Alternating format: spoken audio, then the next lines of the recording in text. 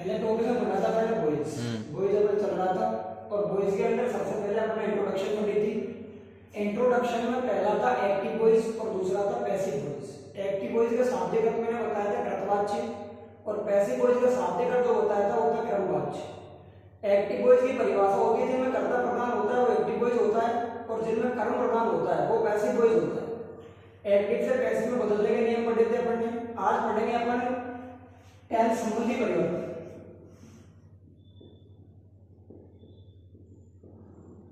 Tense संबंधी परिवर्तन कि एक्टिव पैसिव का जो टेंस आता है किस प्रकार से परिवर्तित होता है। पहले मैं आपके सामने पूरे 12 टेंसों के नाम लिख देता हूं, उसके बाद समझाऊंगा कैसे परिवर्तन करना है।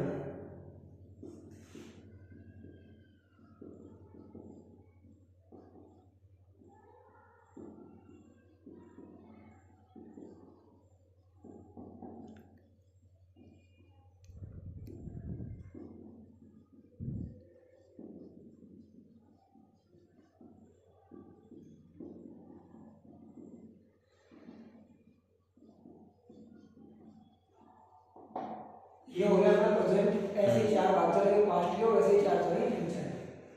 पास्ट का पहला भाग है अपना पास्ट सिंपल, दूसरा पास्ट कंटिन्यूअस,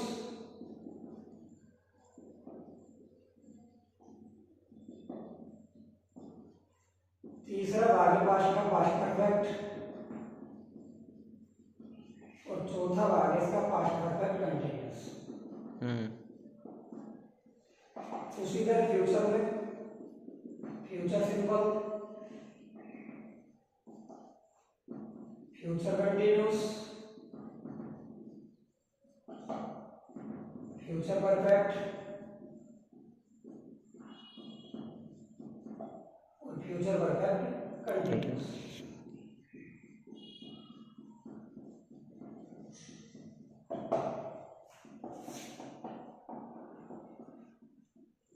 अब इनका जो परिवर्तन का नियम बिल्कुल इजी, कुछ भी नहीं करना है। चार टेंस ऐसे होते हैं जो अनचेंज होते हैं, कहने का मतलब में परिवर्तन नहीं होता है। परिवर्तन जैसे कौन कौन से टेंस में नहीं होता है, तो नीचे के तीन टेंस तो आप नीचे के ले लो, नीचे नीचे के सब में ये नो चेंज, ये नो चेंज और ये भी नो चेंज। अब बच गया मेरे पास नो टेंस, लेकिन मैंने बताया था चार टेंस नो चेंज होते हैं। एक टेंस ऐसा कौन सा है जो नो चेंज है, एक होता है फ्यूचर कंटिन्यूअस, ये भी नो चेंज होता है। अब 8 टेंस, इसमें कुछ नहीं करना, कंटिन्यूअस और नो चेंज है, लेकिन कंटिन्यूअस में कुछ ना कुछ होना है। तो इस कंटिन्यूअस ये जो कंटिन्यूअस होगा वो चेंज होगा प्रेजेंट कंटिन्यूअस प्लस बीइंग। उसी तरह पास्ट का कंटिन्यूअस होगा तो ये भी इसमें हो जाएगा पास्ट कंटिन्यूअस प्लस बीइंग। अब आपको कुछ नहीं करना, जो टेंस बचा सबको एक एक स्थान आगे ले जाओ। प्रेजेंट सिंपल के बाद कौन सा आता है, प्रेजेंट कंटिन्यूअस, तो ये प्रेजेंट कंटिन्यूअस हो गया। प्रेजेंट परफेक्ट के बाद आता है प्रेजेंट परफेक्ट कंटिन्यूअस, तो ये प्रेजेंट परफेक्ट कंटिन्यूअस में हो गया। उसी तरह ये past continuous, past perfect continuous, future continuous, और ये हो जाएगा फ्यूचर परफेक्ट कंटिन्यूअस। ये हो गया अपना टेंस संबंधी परिवर्तन। पहले पूरे टेंसों के नाम लिखिए। चार टेंस नो चेंज होते हैं, ध्यान रखना। तीन तो नीचे नीचे वाले होते हैं और एक होता है फ्यूचर कंटिन्यूअस। उसके बाद 8 टेंस बचे थे, फ्यूचर कंटिन्यूअस नो चेंज होता है, लेकिन कंटिन्यूअस में कुछ ना कुछ होगा। होने का मतलब है कि जो भी कंटिन्यूअस है, प्रेजेंट का कंटिन्यूअस साथ में बीइंग लग जाएगा, पास्ट में साथ में बीइंग लग जाएगा। उसके बाद अपन ने क्या किया, सबको आगे आगे एक एक टेंस ले गए। प्रेजेंट सिंपल था, प्रेजेंट कंटिन्यूअस में कर दिया। प्रेजेंट परफेक्ट था, प्रेजेंट परफेक्ट कंटिन्यूअस में कर दिया। पास्ट सिंपल को पास्ट कंटिन्यूअस में कर दिया, पास्ट परफेक्ट को पास्ट परफेक्ट कंटिन्यूअस में कर दिया। फ्यूचर सिंपल को फ्यूचर कंटिन्यूअस में कर दिया, फ्यूचर परफेक्ट को फ्यूचर परफेक्ट कंटिन्यूअस में कर दिया। मेरे ख्याल से बात आपके समझ में आ गई होगी। ये हो गया आपका टेंस संबंधी परिवर्तन। इसके बाद जो अगला परिवर्तन होगा वो होगा प्रोनाउन संबंधी परिवर्तन। अगर आप इसका स्क्रीनशॉट लेना था तो स्क्रीनशॉट ले लो। अब मैं बात करता हूं प्रोनाउन संबंधी परिवर्तन की। प्रोनाउन संबंधी परिवर्तन किस प्रकार से होगा।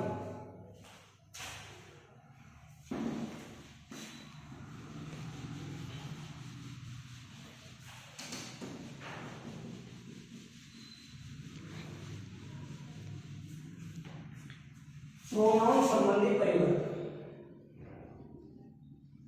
प्रोनाउन संबंधी परिवर्तन में सबसे पहले आपको लिखना है पर्सन, उसके बाद लिखना है सब्जेक्टिव फॉर्म, उसके बाद लिखना है पॉजिटिव फॉर्म और फिर लिखना है ऑब्जेक्टिव फॉर्म।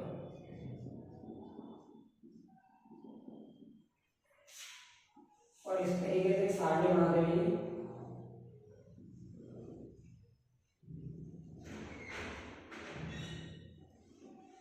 पर्सन अपने पास होते हैं टोटल 3 पर्सनों के नाम में अलग अलग दे देता हूँ। पहले पर्सन को दे देता हूँ फर्स्ट पर्सन, दूसरे पर्सन को मैं दे देता हूँ सेकंड पर्सन और तीसरे पर्सन को मैं दे देता हूँ थर्ड पर्सन।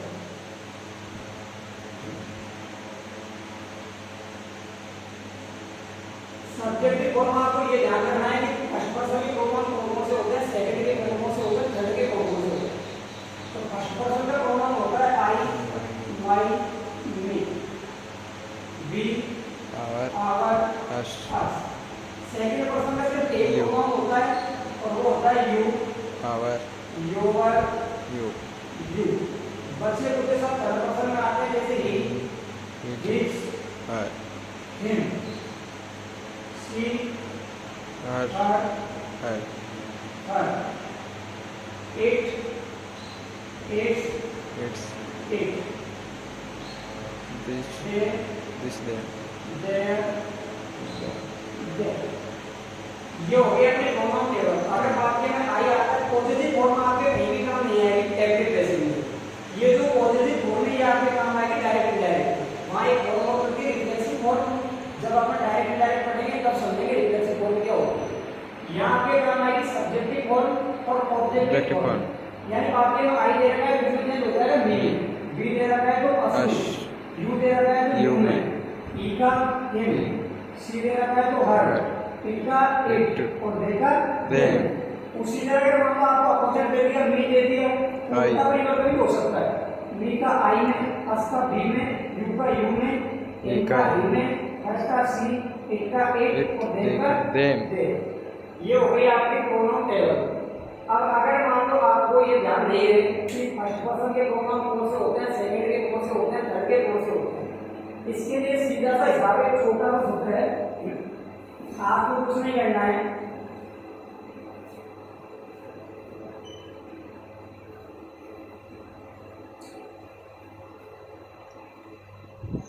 आप आगे जानते हो बहुवचन के प्रोनाउन कौन से होते हैं, बहुवचन कर्ता कौन से होते हैं। तो बहुवचन कर्ता होते हैं आई, वी, यू और दे।